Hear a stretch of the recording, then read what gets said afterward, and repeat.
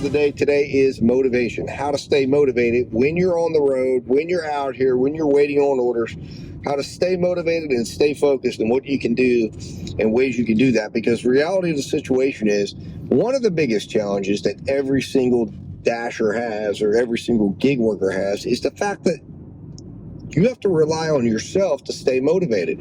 And that is a big challenge. A lot of people have a problem staying motivated even when they have a manager and a area manager and so on and so forth up the line trying to motivate them, let alone when you have no one there but an app that's saying, hey, go out, and you're like, okay. Or you're out and you just lose your motivation, you lose your focus, you don't have anyone there to help you out or pull you out. So you've got to be able to do these things yourself. And there's a couple things I'm going to suggest you do that will help keep you motivated throughout the day and not allow yourself to get off track. So number one thing is this, is focus. Keep your focus. Remind yourself that you have to know your goal, okay? Set goals, set small goals, right? So that you can be celebrating lots of victories, right? One of the things that I have learned when I'm coming from a sales environment in my previous job is 100 small victories can equal one big victory. So set victories throughout the day for yourself. Set goals, benchmarks, whatever it might be. Do everything from an incremental basis. That way, it kind of has a snowballing effect. So maybe it's just, hey, I want to go in the next 20 minutes, I'd like to earn at least $10. And then when you get to the end of that 20 minutes and you've hit $10, all right, that's fantastic. Now the next 20 minutes, earn $10. Whatever it might be. Find victories, find goals, find motivation, figure out what you're going to motivate yourself to do, and do it in smaller increments. Don't put a lot of time in between that, because that's going to keep you engaged, and that's going to keep you going, and that's going to keep you feeling good. And the little victories, as you start to have the small victories, whether that's, hey, I'm going to go in here and conquer this wait time. I want to get out ahead of this. I want to get, 5 orders done before X amount of time. Set it up so that when you're setting these goals up, the smaller victories, let's say you want to do 20 orders and you want to do 20 orders inside of 8 hours. Instead of worrying about celebrating 20 orders being done at the end of 8 hours, which is a long time, and you may lose engagement prior to that being completed, set it up and figure out, okay, every 2 hours you need to have at least 5 orders completed, and focus on that. When you get that first 5 orders done, set up a little goal for yourself. Hey, when I get the first 5 orders done, I'm going to go buy myself a candy bar, or I'm going to go stop and do something, something small, but have a celebration, have something that you're going to reward yourself with at the end of that period of time. And then you get done with that and you go, okay, what's next? What's the next goal? Well, 2 hours from now, I ended up doing another 5 orders. All right, let's do that.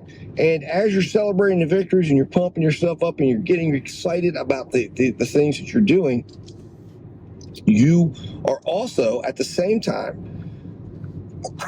accomplishing the small things that end up equaling that big goal at the end of the day. And then when you get to the end of 20 orders and you go, wow, I completed 20 orders today and I hit my goal and I ended up exceeding my monetary goal because I did those 20 orders and those were done at a larger, at an average order value of, say, $12.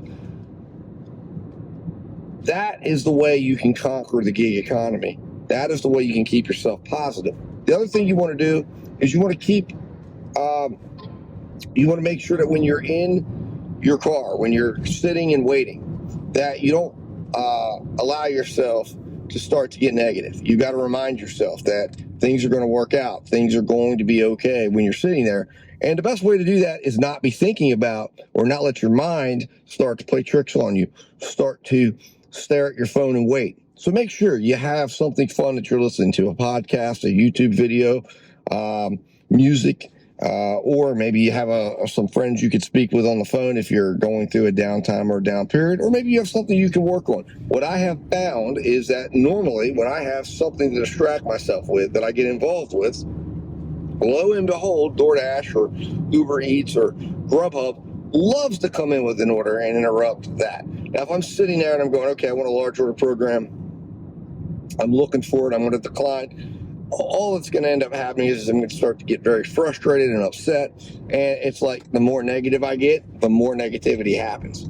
The more the more negative I feel, and the less inclined I am to stay out and try to battle through the downtime that I need to get through to get to the good time. Because we all know this is a situation where, like I said, you can anticipate that there will be anywhere from 20 to 40% of your day that you're going to probably be waiting, driving back to a market, whatever.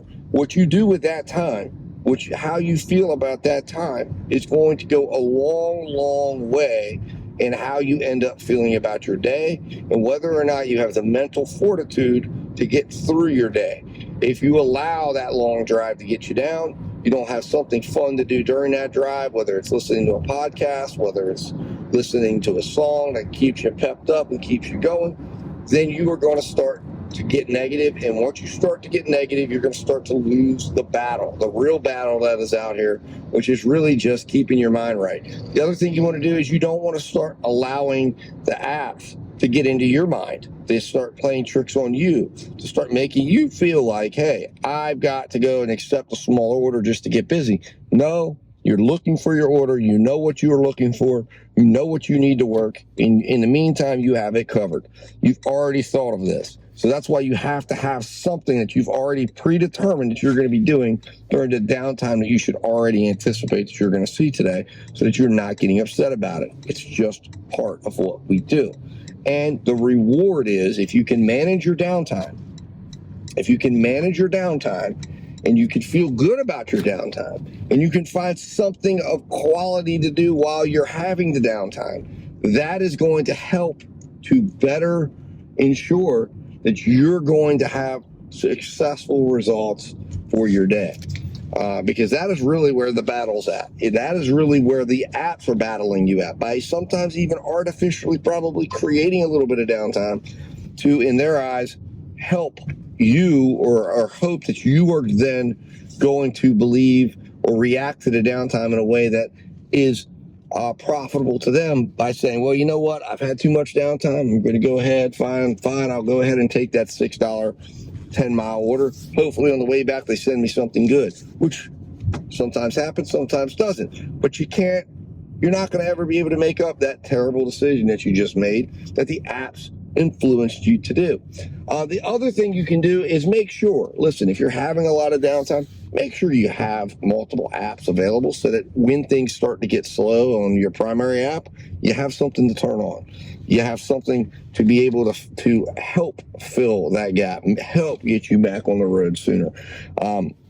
Because that's also another thing, that if you are only working one app and your app is slow during certain times of the day, that might not change. That might be your market situation. But if you can turn on something like Instacart or Spark or Shipt, a shopping app where people are going to be doing something other than ordering food, or if it's in reverse, maybe you do lots of shopping and you can turn on a food app during a time of day when your shops in your market aren't as large, it's going to give you some ability to fill the gap, fill that time, and get you back to work sooner, so you're not sitting there getting upset, getting bad, or getting mad and losing your motivation.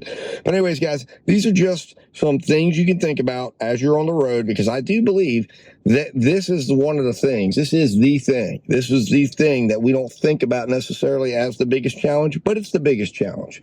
And it is staying positive. And if you can do that, if you can stay positive, stay out long enough, be consistent, and be positive long enough to stay consistent long enough to see the orders that you need to see, you can do it. You can make money, and you can be successful. Anyways, guys, as always, stay safe, stay profitable, and Dad Dash will talk to you soon.